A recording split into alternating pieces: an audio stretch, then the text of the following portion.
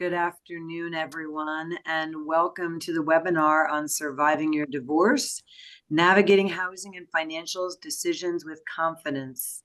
And thank you for joining us this afternoon on this important issue that impacts people going through divorces on every stage of their divorce. And I am presenting with my co-panelists, Tabitha Williams and Beata Ligas, who are here with me to help us talk about not just the issues as they are related to a divorce, but also as they relate to the housing market and options both before, during, and after the divorce process. Just understand that I'll be muted once we enter, that there's a Q&A box. If you have questions, we will try to answer them. So please put them in the Q&A box. And the presentation is being recorded, so you will get a copy after the webinar is completed.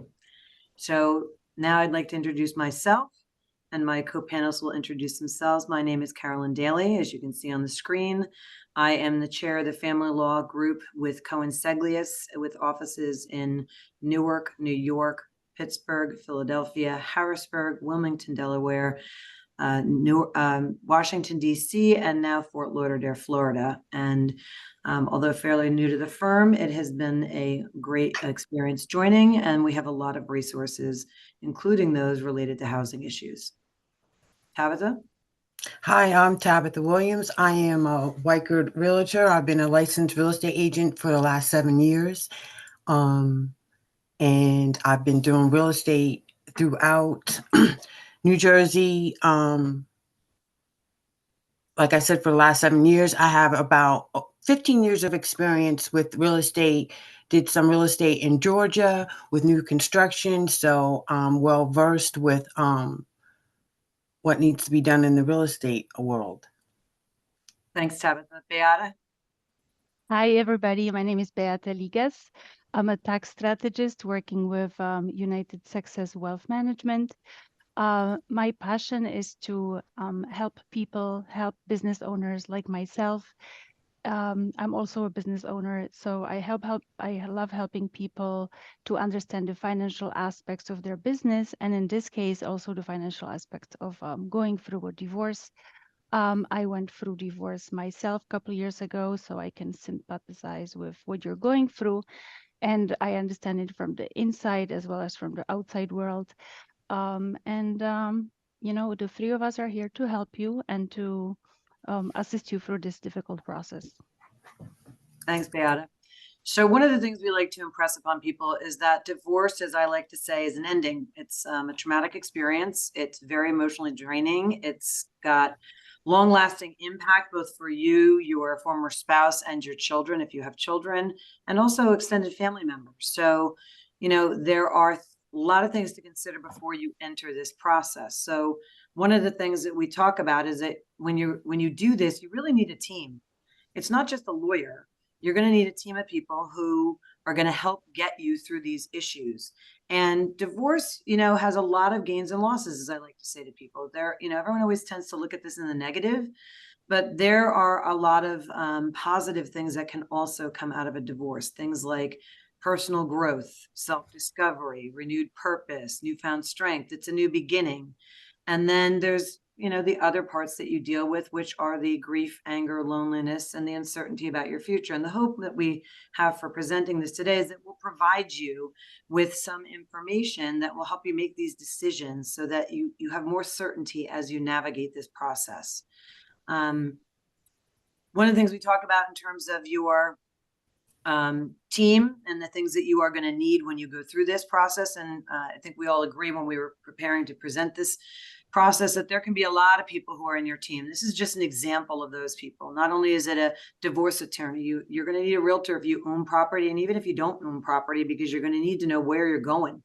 What are you doing with the housing you have? What are your options there? You're going to need financial professionals to talk through the financial aspects of each of the issues that you are addressing, whether it's the housing, whether it's support, whether it's retirement accounts, whether it's division of assets during the marriage. Mental health professionals, and we'll talk about that in an upcoming seminar, are also very important. They can help you deal with the stress of this this process. One of the things I like to say to my clients is I'm more than happy to listen and help you process through some of these issues. But quite frankly, you are better served by hiring a therapist or hiring someone else like a divorce coach who can help you work through those issues. Childcare, one of the issues people don't think about is you have court appearances, you have times to meet with your lawyers, you have things that you're now going to need to deal with, like in terms of parenting time. And so you're going to need to work through what childcare you're going to have available to you. An estate planner is also helpful. You've got to update your wills, trusts, and beneficiaries in the state of New Jersey. I tell my clients when they walk in the door that they have not done it, they need to update those documents immediately. And then you also have family and friends that are going to be helpful just for moral and emotional support throughout the process. If I can jump in, Carolyn. Yes, please. Be careful when you're choosing the people on your team. Do your due diligence and research who you are allowing to join your team. And that also goes for your family and your friends.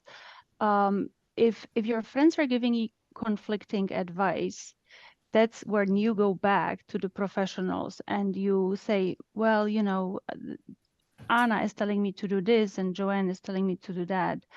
And I'm not sure. And that's when you reach out to the professional, to the divorce attorney, the financial professional, the realtor, because we are not emotionally involved. We will give you objective facts where your friends and your family might be emotionally involved. That's a good point, Beata. And Tabitha, how does, having the right real estate professional involved early on in the process help parties with some of these issues? Having a realtor involved at the beginning will help. Pretty much, I act like, for me, I act like the middleman, because you have to be fair, and that's what I try to be fair. I'm not leaning towards any side. My main goal is to sell the property and to get the most value, but I'm always there for support and guiding the clients through the process. But my main thing is to really focus on the real estate, getting the most value for the home, as far as doing a market analysis and being the middle person. I share what I think the property can go for, and then whoever I communicate with both parties too. So it's not like I'm communicating with one party. I have to be fair, but I also have to get the job done. So I'm there to help navigate the real estate process and even help whomever finds something. So it becomes tricky, because not just selling, I'm also trying to help that individual find a place to go if we're selling the property. And the other nice thing is, if you have these professionals involved, such as a realtor or a financial professional who's involved with you, those people can interface with the lawyers as well and communicate with the lawyers to try to streamline some of the issues in the process, which I find with my clients sometimes remove some of the emotional issues or making things more complicated and difficult. So because these are professionals who know their areas and they know exactly what they need to communicate and how to work with the lawyers on the team. So the whole idea behind this webinar series is to try to talk through some issues and provide people with some guidance as they go through a divorce. So again, this is some examples of your health of your professionals or your support team. The one we didn't mention before was the healthcare professional, and we'll talk about why that's important in another seminar. And so the idea is to be able to provide people with a way to get through the divorce and ensure that they have a support team in place that is going to help them to do that. So this issue and this webinar is really about housing issues, though. And one of the things that people forget to think about is it's not just before or during, it's also after the divorce. And we find that people often get caught sort of in the middle or towards the end of a divorce, when now they realize they're going to sell the property, having not really thought about the future. And that leaves people afraid and in a position of uncertainty and indecision as to what's going to happen next. So having a plan and having these discussions early on is very helpful, because it's not only where are you going and are you selling the property, it's how are you financially affording to do all of that. So that's one of the other issues that we talk about. And again, yes, if I can jump in again, when from my experience, and it might be different for different people, when you are going through divorce, you are not thinking logically, at least, from what the people I've spoken to, right? You think you can make logical decisions and objective decisions, but it's very hard. You are functioning in a, fight or flight state. And again, the emotions will be getting in the way. You might be attached to the house and you are deciding to keep the house, and thinking, I will make it somehow. But that's when the professionals come in, because they will put the numbers on a piece of paper and they will tell you whether you can or you really cannot afford the house. Okay. And so let's talk about some of the housing issues before the divorce. What are the things that parties should be considering and thinking about before the divorce so that we know what they're going to be dealing with? So things like, where are you living now? What are the issues that you may face if a divorce is coming forward? Is there an exit strategy? Did they already separate and now we have two houses? So these are things that you need to do in terms of considering your before the divorce. The other thing you should be doing, at least from my standpoint as a lawyer, is start gathering your documents. I would start gathering the documents related to the mortgage, the deed, any mortgage statements for payments. Were there down payments made by one side or the other, and that were not monies that were marital monies, but monies maybe that were gifted or monies taken from a premarital asset? Start tracing through those issues, because those are going to be important in New Jersey in terms of your divorce. So start gathering those issues. Tabitha, what are some things that couples should be thinking about before they enter the divorce process relating to the housing that they're in? Well, you got to think of the location. Is the location where you're at the town, meaning it's the town? Do you want to stay in that town, or do you want to get closer to work? Or you also have to consider if there are children involved. Do you want the kids to stay in the same town? Are they going to another town? Are we in agreement with that they're staying in the same town? There's a lot of parts that play into it. Mostly the spouses would like to be close to work. So it's like, I'm trying to help them find a place close to work. Are there any pets involved? Are we going to get a rental? Are we going to buy, or are we going to purchase a home? So things like that you have to play a part in. Most of the time, I have to be honest with you, I'm only usually one of the spouses is already settled. So I'm helping one spouse find another place. So that's most of been my experiences. I'm not dealing with both parties, but just one party trying to help that individual find a place. So it becomes tricky, because now with the help of the finances, we got to find out, can they afford to rent, or can we afford to purchase? If we're going to purchase, then how much down payment do we have? All that comes into play. Some people won't have the down payment until we actually close on the property. So we have to figure the in-betweens of that. There's a lot that goes into play, but you have to be open-minded, and you have to be just willing to navigate through the process and not stray. It's not easy, but it can be done.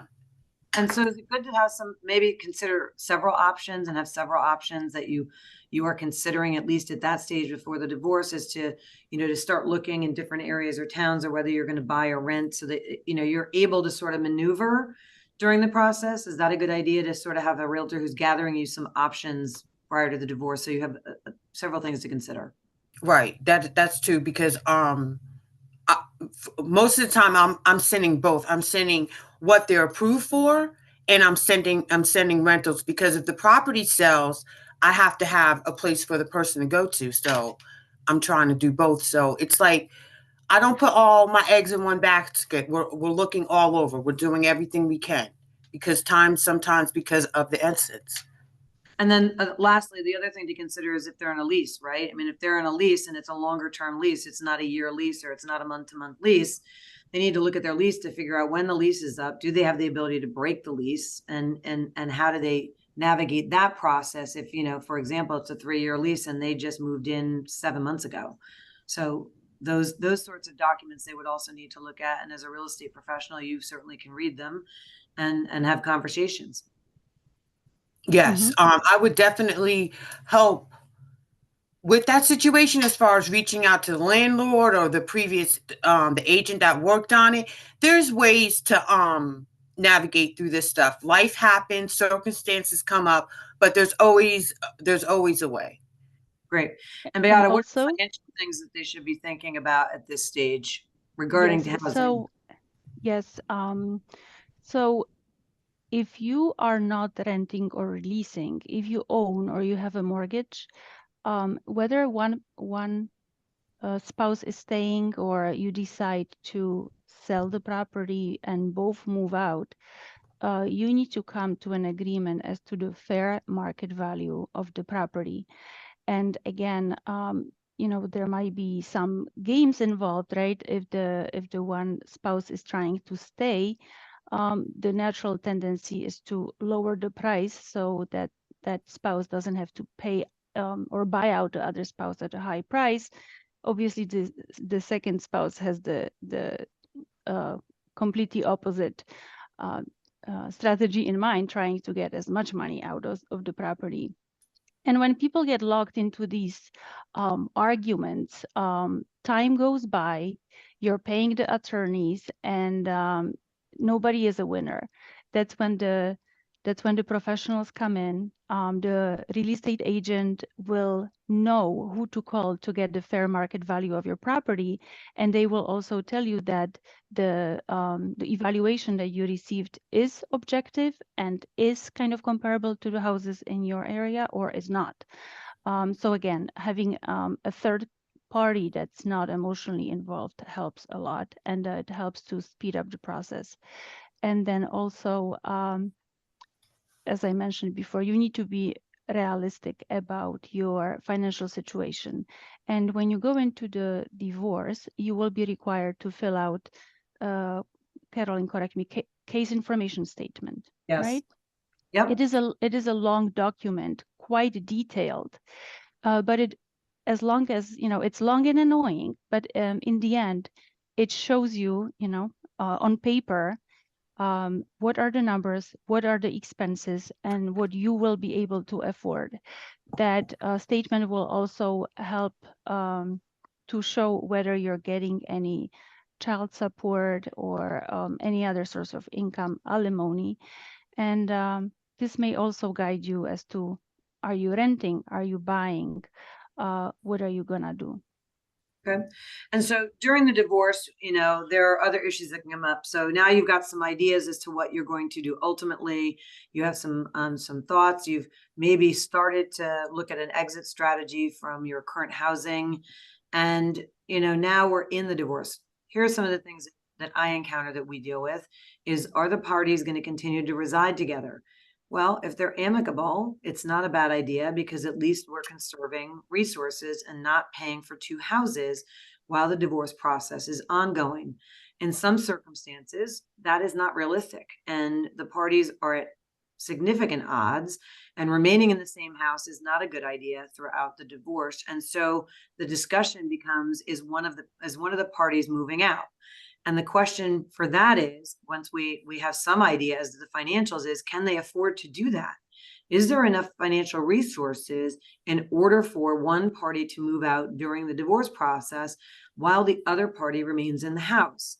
The other question becomes, what happens if one party has been the stay-at-home parent and there are no finances that are available to that person at present other than the marital money? How did they afford to pay for the housing they are going to either remain in or acquire during the divorce?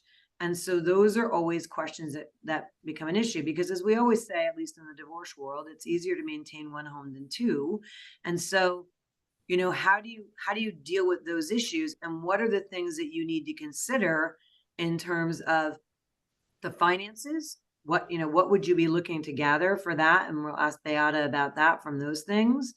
And then from the housing standpoint, we'll talk to Tabitha. I mean, if this is potentially a temporary situation, it's just during the divorce, which we can talk about how not temporary it is in the state of New Jersey at the moment. But if it's potentially a temporary situation, are you entering into a year lease, a 2-year lease, a 3-year lease? And what are those implications, in the middle of a divorce? Is a month-to-month lease even possible?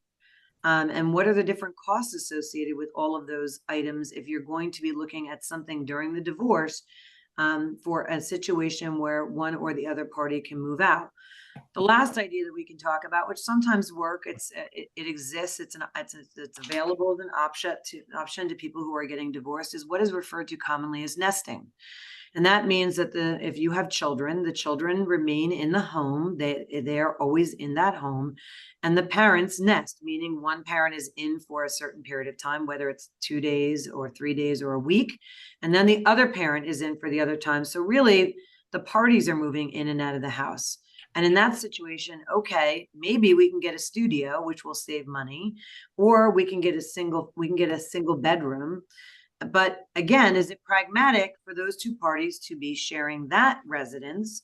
And if not, can we afford 2 residences? Now we're at 3 residences. That I generally advise against. It is not financially responsible. It is not something that people can sustain generally for a long period of time, but maybe each of the parties has family members that are close by and they're willing to allow them to come live with them so that they can make this nesting arrangement work for the benefit of the children, who then don't go back and forth, but remain in the home while the divorce is being resolved. So Tabitha, can you talk to us about a little bit about, the current housing market, the cost of rentals, if we're going to try to do something where one party moves out, and the different costs associated with a short-term rental versus a long-term rental, and how do you navigate that if this might be temporary or it might be longer term? Well, each situation is definitely different. Your question was what was the first part, Carolyn? I'm sorry. So if this is going to be a longer situation or a shorter situation, but somebody is moving out, what does the current rental market look like, and how are people affording each of these situations? Or what is the difference in cost? I mean, is there a substantial difference between a month to month or a month to month sort of lease situation versus a 2 to 3 year lease situation? Could they Airbnb? Is that even advisable? No, I wouldn't suggest an Airbnb. But right now, the rental market is really comparable to a mortgage. So, and rents are going up, just like housing prices are going up. But every situation is different. You got to look at the scenario, and you got to look at the finances, and you got to look at the area, depending on what area you want to live in and where you want to rent. Wherever you want to live in depends on the rent, such as Sussex County is cheaper than Morris County, but not everybody wants to live in Sussex County because it's too far from work. So depending on where you want to live is how much the rent is going to be. Month to month varies on the landlord. Month to month usually happens when somebody is already in a lease and wants to get out. Their lease has come up and now they don't know what they want to do. Do they want to stay, or do they want to leave? So until they find something, they go month to month. And how common is that? I mean, how often are landlords willing in the current rental market to extend a lease month to month?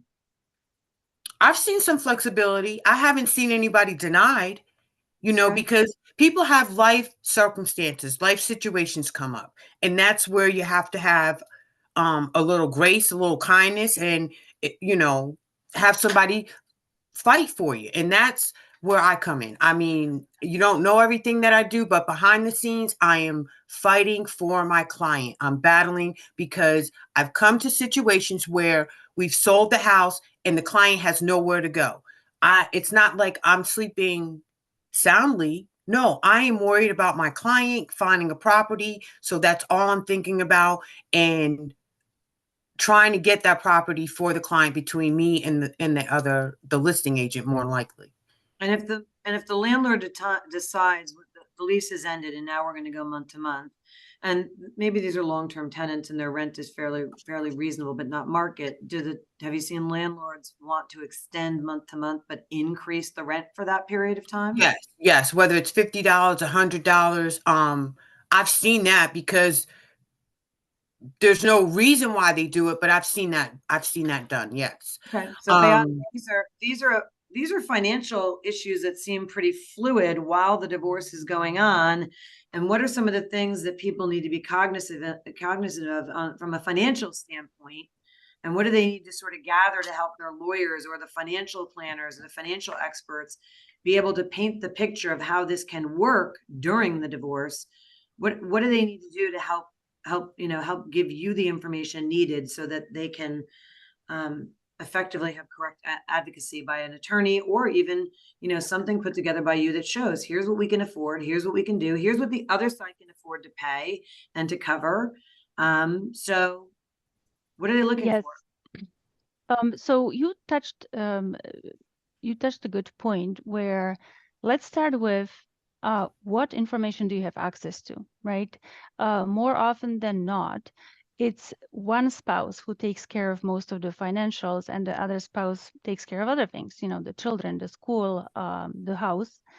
And now you might come to a situation where you don't have access to all the financials, right? But don't despair. For us, one of the basic goals or basic sources of information is your tax return. So even if you don't have access to your tax return and you moved out of the house or your spouse took them away, we can help you get copies of your tax return directly from IRS. It's very easy. We will show you how, and within 24 hours you will have copies of your tax returns, which you definitely will need. Also, be smart, think ahead, right? When the bank statements come in, take pictures, take copies, keep track of how many accounts are there. Are there large amounts of money being moved? You need to become financially savvy, or financially educated while going through this divorce. Do not count on honesty as something that you are used to from your spouse, because now you are in a very different place, in a different position, and people again are being emotional, or there might be anger and stuff like that. So when you're considering renting or buying, you want to be careful and you want to take your time to explore the possibilities. If you rush into buying a home before all the puzzles are, settled and the dust has settled, you might lock yourself into a mortgage that is based on optimistic outcomes. And if things don't work out as you hoped, you will not now own the house, but the house will own you. So I would advise not to rush into buying homes. Take your time, settle down, decompress, and then consider where you want to buy a house. Do you want to buy a house? And then we come to the question, as Tabitha mentioned, the location, right? Keep in mind that if children are involved, you cannot move far away from their other parent. There are rules that Carolyn can mention. You cannot move too far because the judge will take into consideration the welfare of the child and the time the traveling would take and the distance from school. And you most definitely cannot move out of state. It's strongly advised that you stay in the same state. And if you are living in an area that's expensive and the rents are expensive, make sure that your budget takes into consideration the average price of rentals in your area. And then you have to add all the other expenses that now you will not be sharing. You will be covering all of them: the internet, the TV, the electricity, insurance, whatnot, water bills, garbage, maintenance, right? If you are not the person maintaining the finances, you might not even have a full picture of what it takes to upkeep a home. So one of the other things you touched on, Beata, which is perfect, is that when you're looking to, if you're going to buy a house post-divorce, then one of the things you should look at, if you're getting pre-approved for a mortgage, they will look at alimony and child support, and you may have an amount, or you may have an idea of an amount. I would not count on those numbers. I would look to have you pre-approved on basically what your income is going to be alone. Because again, for the same reasons that Beata said that, what happens if alimony isn't paid? What happens if child support is delayed? You are now in a house that you really can't afford, although from a pre-qualification standpoint, you were pre-qualified for it, but that was done based on your having this alimony and child support, which may or may not occur. We have a couple questions that I want to answer, and one of them perfectly jumps into another area. So one of the questions is, the spouse is paying the rent and it's month-to-month lease. What happens to you and the child if a divorce is filed? Would the court continue to pay that, have him continue to pay the rent? The courts like to maintain the status quo, what is referred to as the status quo. It's a month-to-month lease, so I would be prepared with options in the event that doesn't continue, or there is a change, or suddenly they move out and stop paying the rent. Because you are in a month-to-month situation, you are probably, if that occurs, going to need to reach out to counsel fairly quickly to ensure that stability is restored, assuming that he has the ability to continue to pay the rent, and make sure that that occurs. That can be done by going to court, by reaching out to counsel, by going to mediation, and setting forth what we refer to as divorce lawyers as pendente lite support. That's the pending litigation, meaning while the divorce is going on, what is one spouse paying to the other or on behalf of the other, which could include rent. The other question, which takes us into the next area perfectly that I wanted to discuss, was what's the fair market value? How do you determine the fair market value of the real estate if you own the real estate? And there are a couple answers about that. So from the standpoint of what is the fair market value, what is the value of that property? The only time that we really get appraisals for property, which require another professional to do the work and to value the property, is if someone is buying out someone's interest in the property. And you can hire a professional real estate appraiser and have them go to court in order, and sorry, not go to court, have them go to the house, inspect the house, look at tax records, look at comparables, and provide a valuation of the property. That is the only valuation that is admissible in court in New Jersey. The other options, if people just want to get an idea as to what the property might be worth, so they could even consider whether they're going to buy out the other spouse, or we have a lot of equity in this house and we'd like to sell it because we have other things that we can use that money to do, buy other houses. Once the divorce is final, each of us will have money, save money for college, put money into retirement, all kinds of other really good options that you should be talking to Beata and your financial professionals about. That is another reason why you need to have a professional financial person on your team. But in those instances, you can do what is called a comparative market analysis in order to determine what the fair market value is. And Tabitha does these often. This is exactly what realtors do. They are a really good tool that are generally without a charge, because the hope is if the house is being sold, a realtor who is doing the comparative market analysis might list that home. But I often tell my clients, get more than one. Realtors have different opinions about the area, the neighborhood, the market, but you should certainly get a realtor who is familiar with the market in which your house sits. I would not call someone from Cape May to give me a comparative market analysis of a house in Mendham, New Jersey. It's not a good idea. So what I always tell my clients is drive around the town, drive around maybe the neighboring town, see which realtor has a lot of signs out, means they're selling a lot of properties in that neighborhood. They probably have a good idea as to what that market is doing. So Tabitha, can you talk a little bit about what a comparative market analysis is and how you go about doing one and how long it generally takes to do that once you've been contacted? It usually takes me about maybe 1 to 2 hours.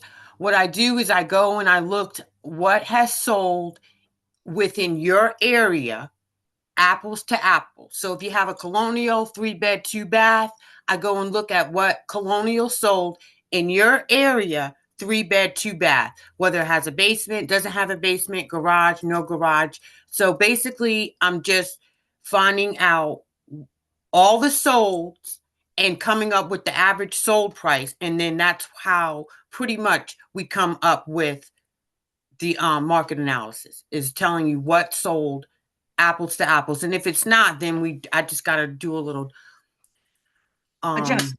adjustment. Thank you, Carolyn. Thank you. Right. But the idea is that, Tabitha, this is something people can get done fairly quickly. A couple days, they call you, you can arrange to come to the house, look at the house. Yeah, If you I look just at the need a tour of house. the home, a tour of the property, ask a couple questions, and that's it. It's no time. It's Okay. not a 2-hour session. Right. So we offer this is because this is something that provides you with a fairly quick way to, this provides you with a fairly quick way in order to get a value so that you have an idea so you can make some decisions about, am I keeping the house? Right. You bought out of the house. Is it maybe the final resolution of the value of that house for the issue? No, but it tells you, it gives you a ballpark so that you can start to make other decisions, because the next thing you're going to do is talk to your financial professional about, okay, this is what the CMA says is the value of the house, and here's the mortgage or the home equity line or the whatever the loans are against it. And if I want to keep the house, I would need to buy out my spouse for this amount of money, approximately. Can I do it? Is it wise for me to do it? Should I take that money and do something else with it? Should I take that money and go buy another property? Should I just rent for a couple of years? Do I have a lot of debt that we should be paying off instead of carrying? And Beata, tell me if I'm wrong. These are all the things that a financial professional and who's working with someone in a divorce helps. Yes, as I mentioned, you might not have tendency to go and explore the topics that are difficult. And finances and budgets is difficult when you're going through divorce, right? It takes a little bit of a time and a longer focus than you might be willing to do right now. Scheduling a meeting with outside person might force you to face the reality. And when we were speaking about the fair market value and how much your house is worth, you may think that your house is worth more than it really is worth to an outsider, right? You might have done some custom changes. You might have some beautiful, granite countertops, or custom-made fireplace, or recessed lighting, and you did all these upgrades, and you think that the fair market value of your house should be increased, right? But Tabitha, correct me if wrong. It comes down to the amount of bedrooms, bathrooms, and the overall, quality of the house. The things that were dear and valuable to you might not be dear and valuable to the next person buying the house. So keep in mind that what you put into the house with your heart and your soul might not actually increase the value of the property. Am I right, Tabitha? No, sometimes what they do to the property will increase the value, but everyone's taste is different. Is that what you're trying to say? Yes. Yeah. That the moldings and the extra decorations that you did, you think that's increasing the value of the property, but No, it's pretty it much will increase. Yes. It's It pretty will much increase the. Go renovations.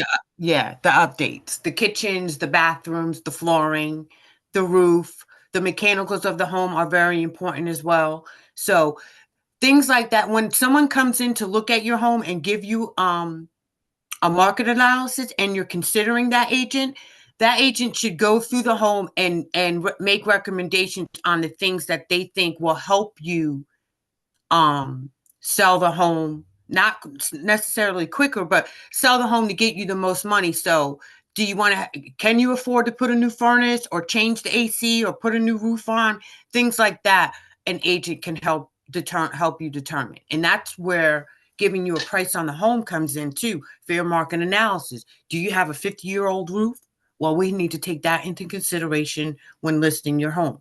So all of that does come into play though. So can we talk about, if the parties have decided they can't maintain this house, they are going to sell this house, Tabitha, what are some of the things that the parties need to be looking at in terms of getting this house ready to list, And how do you assist them in that process? Well, once I look at it, the first thing is to declutter. Let's get the home as clean as we can, declutter everything, and then I can take it from there. That I can only go on what I see in the home. I mean, that's just how I operate. That's how I work. Someone sends me a listing, ask me what they think. I let's go see the house. I mean, let's go see it. So the main thing is decluttering and then getting rid of anything that you don't need or you don't want. And then once you find your next place, your next space, you know what you can take or what you cannot take. So it all depends. Each scenario is very different, Carolyn. Okay. But things like the house has got a 50-year-old roof. The house has got a 30-year-old boiler. Are these things that you're looking at, or you walk into the front hall and there's a hole in the ceiling in the front hall? Are these things you're looking at as a realtor to have a conversation with the parties about what they may or may not do? We talk about repairs in advance of the sale to maximize their pricing. Right. We have those conversations as well. So if I see a hole in the wall, it's like, can we get that fixed? It's just some spackle, drywall spackle, get it. Anything minor that we can fix to make the home appear that it's, that there's nothing wrong with it, so to speak. Let's try to get all the little things done. That the little things will make a difference because we never want anyone nitpicking. I've had sold properties where it is as is. And if it is as is, then we also take that into consideration when we're listing the property. That's considered the fair market value. You can't list a home for $700,000 and it's a wrecking ball. So we have to say, hey, look, let's put it at this price, and this is what I can think I can get you based on what has sold. And you look at what's sold, and you look at the pricing. So it depends on each home. Okay. And Beata, now we sold the house. Do we have any tax issues that we need to think about that go along with the sale of the house that we should probably be considering and evaluating before we even decide that we're going to sell the house? Because it may be something that has to be discussed within the divorce itself. Yes, absolutely. Depending how long you owned the house, there are rules, and the IRS code will allow you to not pay capital gains, which means taxes on what the house appreciated, if you own the house for the past 2 years and you lived in it. So it is important to have the documents when you bought the house, who truly owns the house, who is on the title, and this will allow you to guesstimate if you will pay any taxes, right? If you own the house for a longer period of time and you bought it, let's say for $500,000, and now you're selling it for 750,000, there is a gain of 250,000. But for a married couple, the first $500,000 of capital gains on a primary home is tax-free. However, let's say you bought the house and it was a little, cape, and you change it into a beautiful mansion, right? You bought the house for, 300,000, and now the house is worth 1.2 million. In that situation, you might owe, or you will own taxes on the capital gain on the difference between what the house was bought for, then what it's sold for, minus the free $500,000 that the government gives you. But it only gives that tax, the tax-free amount for married filing jointly, right? And what frequently happens, and that might help you with the situation, is that even when couples get divorced, let's say, I don't know, in May of 2023, correct me if I'm wrong, Carolyn, they might still file married filing jointly for 2023. As long as correct? they're married by the end of the year, as long as they remain married through the end of 2023, they are likely to file jointly. Okay, so that's an important, issue. So although the divorce might started a year before, as long as you are legally married, even if you're not living together, you might still benefit from the married filing jointly status. What also you might not be thinking about, but might make a big difference is if your cost basis of the house was, let's say, $500,000, and then you did improvements, you put on new roof, you put in a deck. Now you add all these expenses into the base price of your home. So if you bought the house for 500,000, then you did deck, new roof, and let's say beautiful landscaping, and you spent another $120,000. Now your base is not 500, it's 620,000, if you are able to follow what I'm saying. And then before we went into the tax questions, which again, probably most of people going through divorce don't even think about. I wanted to point out, when we were talking about looking for the next place to live, you need to consider the age of your children and whether you have children of the same sex or different sex, because it might play a significant role into what you are expected to provide to your children. Correct, Carolyn? If you have two teenagers, and a boy and a girl, don't expect to be allowed to move them into one-bedroom apartment. Yes, those are definitely issues that you need to consider, and that a court will certainly consider when they're evaluating these issues. We have another question in the chat, which is about buying a house in the same development and moving out, so the parties are living close by. If you intend to share custody, and still will be on, but if you intend to share custody, so that it's either week on, week off, or maybe it's you're sharing time 50% of the time with each parent for the children, or it's maybe 60% with one parent, 40% with another. If there's going to be what we refer to as the lawyers as a shared custody arrangement, the court's going to want you to live close. It is in the best interest of the children, so that they can get back and forth fairly quickly and make it easy. And the question in the chat was, if I move into a house in the same development, it's sort of ideal. I mean, it's very close by. Right. Will courts require that? No, but I try to tell my clients, if you really have this idea that you wish to share custody, the two of you need, and if you're not keeping the house, you need to start thinking about where you're both going to be that keeps you living in close proximity. I like to say 20 minutes or less by car. Maybe it's a half an hour. Some courts will stretch to that, but somewhere fairly close by, so that we do not have, again, I love this example, but Cape May to Sussex County, and you think it's going to be week on, week off. That's not going to work. And so if that is something that both parties want to consider and are agreeing upon, then yes, think about how to live in close proximity. And I've had people sell the marital residence because there was significant equity in the marital residence. And if one of them kept the marital residence, they wouldn't necessarily, after buying out the other party's interest, because you'll need to refinance if you do that. I'll explain in a moment, but won't be able to maintain that house. So instead, the parties sold the house, took the equity that they were able to obtain, and bought two smaller houses close by to each other. And it worked beautifully. So that's one of the other things that we didn't talk about, is that if one spouse is buying out the other spouse's interest, and the spouse who is being bought out is on the mortgage, you are going to need to remove their name from the mortgage. They will not stay on the mortgage. It is a credit issue, and you will be given some time to do that. But you are then going to need to qualify for a mortgage if you're staying in the house, for not just the current balance of the mortgage. You're going to need to add in the amount that you have to buy the other spouse out for. So for example, the current mortgage is $150,000, but there's about $500,000 in equity in the house. And what do I mean by that?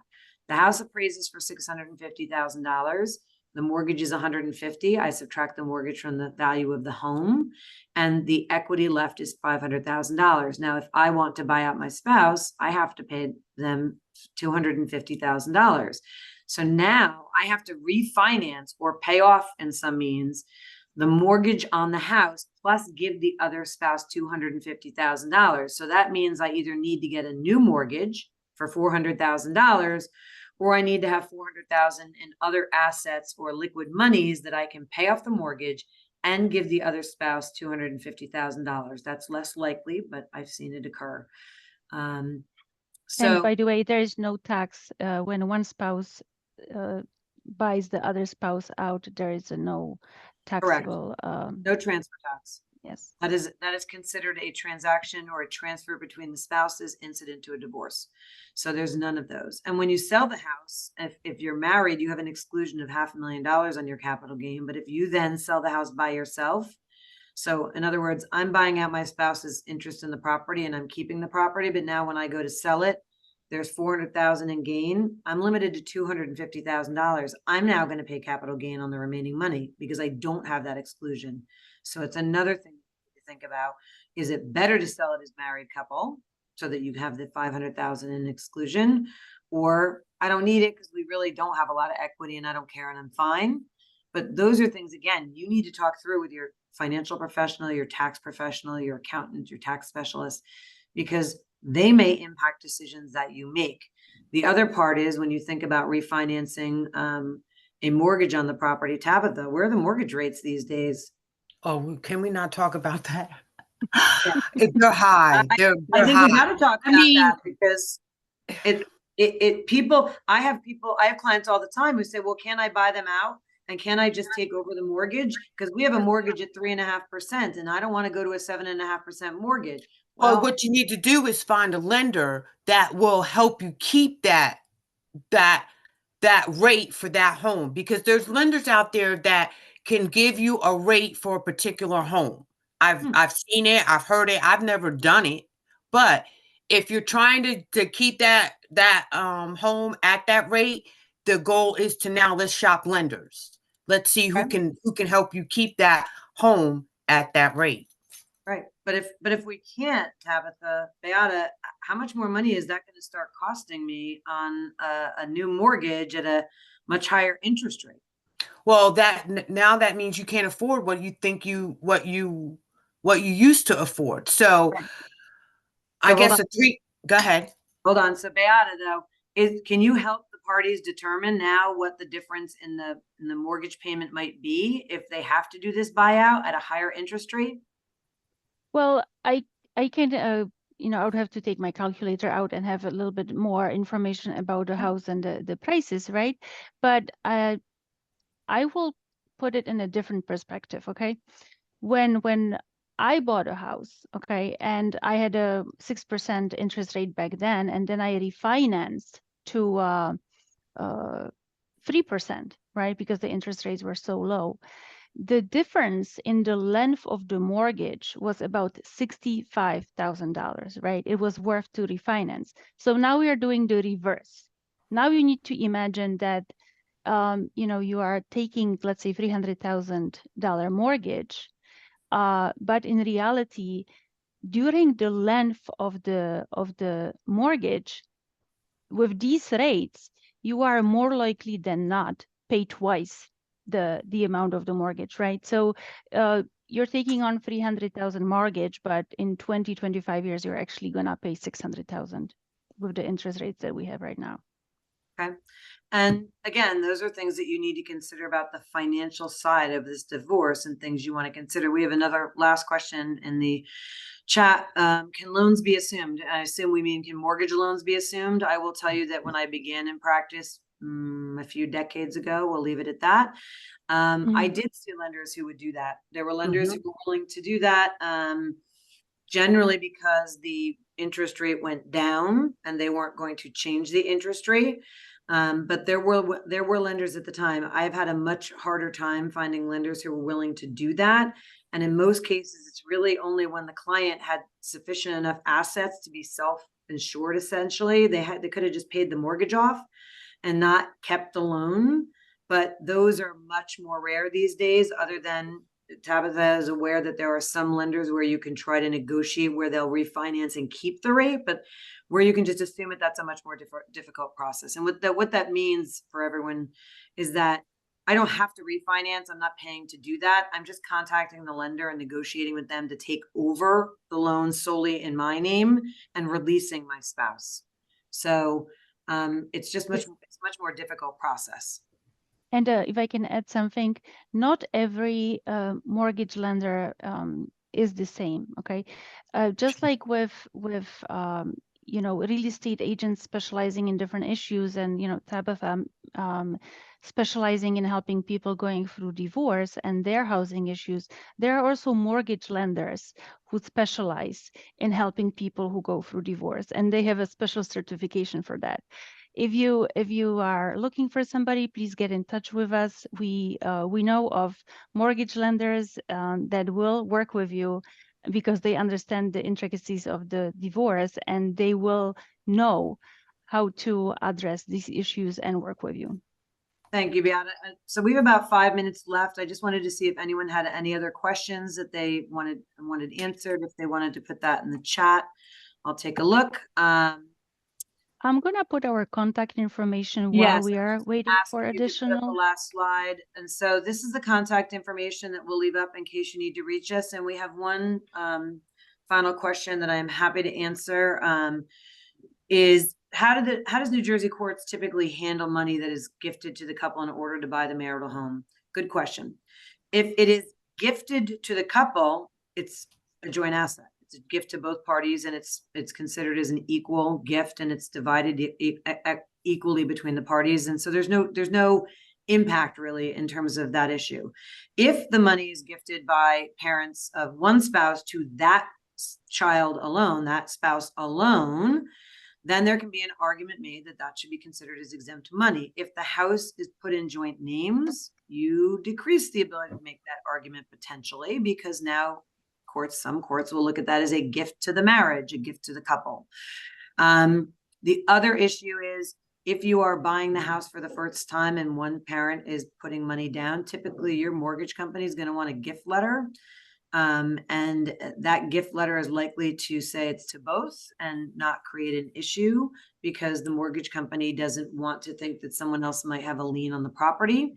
So it may not be as, the gift may not be as helpful. And if it exceeds what an annual gift exclusion is, then the parent who is gifting the money to the one spouse should probably be filing a gift tax return so that you can actually document that this is a gift. Because oftentimes, this is many years into the marriage, nobody has a copy of the check. Nobody can prove that this check was actually used by one parent to pay and deposit.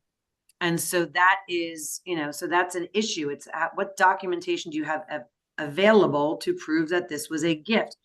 Other people have used inherited funds. They inherited prior to the marriage, or they inherited during the marriage and they paid it into the house, or they used it to buy the house. Again, documentation is key. You need to keep your documents. You need to be able to demonstrate that. It sounds crazy, but most financial institutions, and Beata, you can tell me if I'm wrong, only keep records for 7 years. So you are going to have a very hard time getting proof after the fact. So if you're doing this and you're going forward and you're buying a house, I tell everybody who asks me this question, keep documents. Maybe get a gift letter from your parents that document it. If it's over the annual exclusion for gifting, then make sure they file a gift tax return. The more documents, the more actual proof that this was a formalized gift, the better. So that is what we have. Unless Yes. there's anything else.